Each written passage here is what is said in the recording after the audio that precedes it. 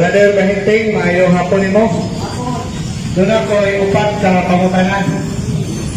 Sumala sa imong pamahayag na ang mga Katoliko o ubang mga bagang doot sa Protestante nasayop kay nigamit sa pulong Dios nga mato pa sa imong pahayag gikan sa pagano kay imong gi-relate ni Zeus pagano nga Dios sa mga Grego.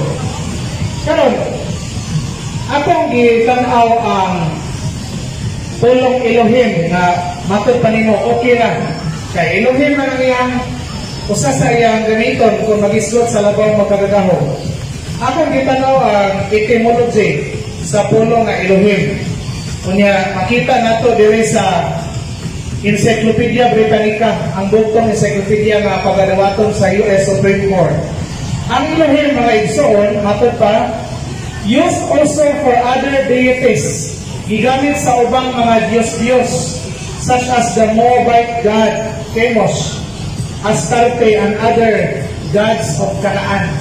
So, gigamit ang Elohim sa mga pagano nga silingan nasod sa mga Hudiyo. Unya gihuman o gigamit ko na sa mga Hudiyo. Ganang imo mang gamitan ang Elohim na gigamit man po na sa mga pagano. Unya matod pa sa origin sa Hebrew language, kabahin kini sa mga karaang lingwahe sa Canaan, sa region sa Canaan, which is composed of various pagan nations, ancient nations. So, pangutana, dili ba hasta man usab ang paggamit sa Elohim, gigamit usab sa mga pagano? Nasayop ka base sa imong standard, dili ba? Ang pulong Elohim sa base sa Biblia sa Genesis chapter 1 na ana diha makita na nimo ang Elohim. Nagamit na ngadto sa mga pagano kay kasagaran sa mga kasilinganan nilang mga lugar at panahon na mga Semitic language. Kaya na-adapt na nila ang word Elohim sa Salmo 82. Kung ang mga Elohim sa langit nag-meeting, nag-conference ang mga Elohim, dinirepresent na sa angel. So ang Elohim tungod sa paggamit na ito kay language man, kapamilya man sila sa language, Semitic na-adapt nila. Pero originally, iya sa langit pamamahan. Unya, ang mga nagagamit na nakakto na po na pakasala. Nagamit ginagato silang mga gods and goddesses. Pero, unta, panglagit ng amahan o pangbalaan. Pero, na-identify siya ang lagit ng amahan para mahimo siya specific.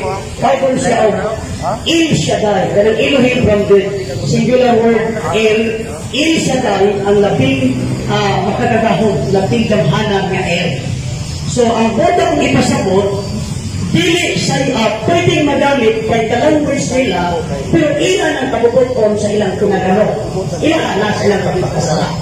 Pero mali sa tulong Diyos kay ang langit ng amahan na maiyang title niya, nga nung adto man tamanguha, di ka man ay pumasakit sa mythology, nga nung adto man tamanguha nga na maiya sa Hebrew. Sunod pa mo ka. Base sa nasabtan ako sa iyang tubag, pwede mo gamit o Elohim ang mga silingang nasod sa Israel kay parehas sila ng mga Semitic people. Okay? So, unang nasabot na ako sa iyong punto nga ang original nga nigamit ang mga Hudiyo, ni kopyara ang mga Canaanite people or mga silingang nasod sa Israel. So, ang pangatang na ba kayo referensya nga nauna ang mga Hudiyo sa paggamit o Elohim? Mali po ang imahawa ko pag-ingon na Hudiyo. Kaya, word na Hudiyo, diha na na sa Himaw, Yahudi. Yahud o Yahudi na sa Hebreo. Kaya sa baka, diha na nga nikawas mga 931 BC, pagkabuka sa Kingdom of Israel. Diha na na Himaw. Dili mo materminohan dito, dapat ito mga Ephraim o Hebrew dito. So, ang punto na ko na ang mga Hebrew, ila din nga pinulungan ka ng Elohim. Gigamit man ningan ito sa mga kapamilya niya nga language sa ilang pagpakasalat na po. Kung nagamit in taong na to sa mga God's underneath. Dili pariho sa pulong Diyos nagdagikan yun sa satanism na object of worship. Di ka nga na rin, dihatag pa yun sa langit ng gamahan. Pareha sa word na God na kung ibasa sa Britannica, na ang word na God, di ka sa hidden mythology. When the Teutonic people were converted to Christianity, the word God was borrowed and being applied to the Supreme Being and the three persons of the Trinity according to the Encyclopedia Britannica. Okay, time. Balik, di mao. Okay, so wala ko nakita, wala siya nahatag na referensya na ang Elohim unang gigamit sa mga Hebrew people. Okay? So, dili liko ang iyang pagbabalot na pagkira ang Elohim kung nagamit usab sa mga siling Hudiyo. Ikadang na. Sa akong itanaw nga history sa Hebrew language, makita nato nga ang Hebrew language kaya gusto maging niya nga Hebrew kay sagrado na lingwahe. Ang history sa Hebrew language, nagagikan kini sa mga pagano, Encyclopedia Britannica, nagagikan sa mga pagano nga mga lingwahe dito sa Kanaanay region. So, kung gigamit sa Ginoo ang Hebrew language, kansang gamot gikan sa mga pagano, nganong himuon man niyang dautan ang paggamit sa pulong Dios kung ugaling doon na magaling ni gamot sa pagano na lingwahe. Akong correction sa imong referensya. Ganito na kung madala ang Encyclopedia Americana. Pundok sa mga Jewish scholars. Nagmatuod, they admitted that when the Creator said in Genesis chapter 1 verse 3, He said, "Let there be light." It was actually spoken in a Hebrew language. According sa Encyclopedia Americana, ng mga Jewish scholars admitted that the language being used by the Creator when He created the universe, He used the Hebrew language. According sa Encyclopedia Americana, na iyang ipatudaan ng mga Jewish scholars. So, katong inang bisulti, limang tagdili ito Hebrew. In fact, ang word na Hebrew, si Abraham gali sa Genesis chapter 10 verse 21, si Sem ang ginikanan sa mga Hebrew. Kaatras pa yun, ang mga term Adam, ang mga term Nakawa, is mga Hebrew word. So, dito na ang first couple naghihimo sa langit ng amahan, kung ato na sa tagaan o panatik-doke, mga Hebrew binasila by origin. Lamang ang term nga Hebrew, sa Hebrew is Ibre or Ibre. Ibre kung people, Ibre kung language. Mga kung gamito nimo ang Elohim ngadto sa mga pagan, ilahan na sa mga nagpakasala. Pero kung dito sa makasasala, gikan dito ang word nga Dios, inang i-apply na to sa labing balaan, mga nailigado. So, wala na ko makita ang iyang tubag na matod pa, Hebreo, pahayag niya, Hebreo ang gigamit sa nangitong amahan pagbuhat sa kalibutan. Wala yung referensya. Ang iyan ang ibasihan, kung ang Old Testament Hebreo, militok ang amahan o Hebrew sa Genesis 1, mga po ni aktual gilitok pagbuhat sa kalibutan, napay tao nakadungog ito, isa man ang mga scholar na mapahayag na ato nakasaksi na sila sa pagbuhat sa kalibutan. So, wala yung ebidensya, assertion na, ikatulong ko na. Ako gitanaw ang original na biblical languages. Sumala sa history, ang mga apostoles na nagsuwat sa New Testament, nagsuwat ni ining bahin sa Biblia sa pinulungang Koine Greek o gihas sa Koine Greek. Ang gigamit, dili Elohim, kundi Theos. Theos. Diin magalikan ang pulong Spanish Dios. Theos.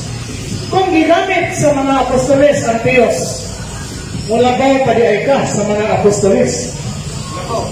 Ang tubag na ito na giingon na ang New Testament originally isuwat sa Griego, pwedeng atbangan ta ka pangatun-an ako na dili Griego. Na naman, na ako'y daghang diferensya Bisan gani si Irenaeus, 2nd century. Sila si Papias, nagmatuod na ang Matthew, bisan si Josephus, the Jewish historian, nag-ingon na ang Matthew originally was written in Hebrew, not Greek.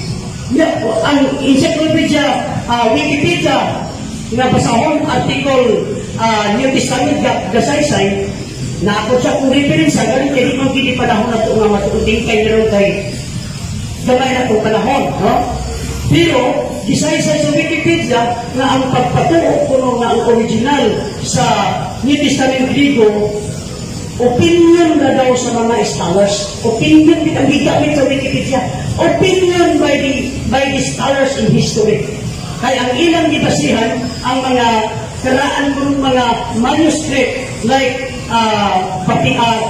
sa Alexandrinos, Vaticanos, sa patong mga manuscript niya, mga 4th century to 5th century, Greek na. Kaya pag-discover na ko sa kasasan, kunting sinunod-ay, 1st century pa, 2nd century, di pagsunod ng mga Hebrew writings. So, pag maingon ka na Greek ang New Testament, to support ang bakdari mo, the Jewish historian na hilo siyang historian from 70 AD, namatay around 120 AD. Siya nag-ingon na ang original sa Matthew was written in Hebrew, not Greek. So, kuba na ng pagpatuon ang New Testament Greek. Pero di pa man yung panahon. Wala problema ko ng Mateo. Kaya usama na. Actually, kanang pag-ingon nga ang original sa Mateo, Hebreo, opinion na po na. Why question? Pero 26 ka mga libro sa Bagong Testamento, except sa Mateo, were originally written in Greek, Koine Greek. Majority sa mga scholars sa tibuok kalibutan na nagsulti niya na. Bisan pag-ingon kang opinion ang punong gigamit, kada kung pag-ingon na Hebreo ang original sa New Testament, opinion na gahapon na. So, asa may mas labaw ang opinion? Majority sa scholars o kanang imo minority? Kinsa man ang giingon ni mong majority scholars, away na. Ano ito mamuha, first a 2nd century writers, Irenaeus, tagait ko na po, tagaan na referensya na si Irenaeus nagtugtan na ang Marcos, ang Matthew Marcos, gisuwat sa Hebrew. Tagaan na referensya. Libro na sinulat ni Eusebius. Sa writing ni Eusebius, around mga 4th century, nagmatuod siya na ang Matthew gisulat sa Hebrew, hasta ang Book of Hebrews gisulat sa Hebrew. Daghan kayo ang mga first John ka ng sinulat ni Apostol Yakanan, wag ko na ka-eskwela siya kanan, matod sa buhat, kapitulo 4, uneducated, wala ka-eskwela, na maayong nasulat o Griko. Hindi na mahitabo. Wala na, mas papulo ko na muingon na opinion na nasa mga scholars, mga awahin ng scholar. Pero balik ka, si Irenaeus, si Papias, si Josephus, sila si Clement of Alexandria, sila si Origen, tagang tuhay na ko. Manukuan sila mga Hebrew. Ano man yung mga writing ikaw kawahay, magjama-jama mag-uingan. Griko nga naamay mga karaang writers, 2nd, 3rd, 4th century, mamatuod man na sinulat ni siya Hebreo. Why question o dunay usa o duha ka libro Hebreo? Pero ang New Testament, 27 na ka libro kanan. Kung gigamit ang mga apostoles sa pinulungan ko ni Greek sa paghubad sa Elohim ngadto sa Dios, nganong ipakasayop manimo ang paggamit sa Dios o Dios? Wala ba mabaka sa mga apostoles? Ikaduha, kanang imong gikotlo, Irenaeus, sa tusa, Papias, hiksap lang ni Origen. Contemporary na sila. Griko ang sinuwat ni Jesus o Matthew nagkutlo sa New Testament. Griko, dili Hebreo. Busa, majority sa mga early church fathers nagamit o Bibliang Griko. Gani, Greek Septuagint ang Old Testament ay ilang gigamit na gigamit sa pulong Theos, dili Elohim. Ang imong istorya nga gigamit sila Griko, ang Septuagint version imong gidensyon, ang issue din, ang issue mali, ang origin of the New Testament. So kung ato ta sa mga referensya, dahil hindi malagi po may parahon nga ito kay kayong ang mga referensya, pero naatay histot lang. Ato histot kami, hindi yung kaganyawa ko'y referensya. Pero kung nag-dimensyon, Encyclopedia Americana, article language, dito ba ang dito sa wording? Ako'y bail. Hindi ko mag-istorya po ito ko'y bail. Jewish scholars na ingon that when the Creator created the universe, he used the language Hebrew. In Genesis chapter 1, when the word said, let there be light, it was said in Hebrew. It was spoken in Hebrew, not other language. So in other words, balik ko, ang giingon mo, nga mo ingon ka, Septuagint version, ang takto man itong translation gikan sa Hebrew. Ang point na ko, kay ingon man gintaat mo kasamat sa New Testament nga Greek, para na ko, dili na Greek, Hebrew. So dili pa man ako na ko itapik in pag-Hebrew. Ang punto na ko karon, ang word na Diyos, gikan na sa mythology. Okay, ako lang ginugang ang Septuagint na maoy Old Testament di kami sa fathers. Pero mga fathers, mikutlo sa New Testament, great. Sama ni origin. Pasahan ang isapla. O bakit great na. O ganang mga kutlo ni Irenaeus, anti-Nicene fathers, o bakit great na. Okay, last pangutana. Karon, ang atong apostol nga si San Pablo, nagwali dito sa Atenas, sa Greece. Sa iyang pagsuroy-suroy, dunay usa ka monumento nga dunay inscription. O ang inscription to the unknown God. To the unknown God. Karon, ang gasulat ato inscription, mga Grego.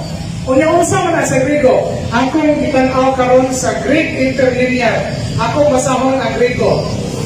Hierkominos garkay anatioron ta si basmata humon yoron kay humon in ho epigrapto anyusto kriyo hon anyutes yosimite toton ego katagino hune. Okay?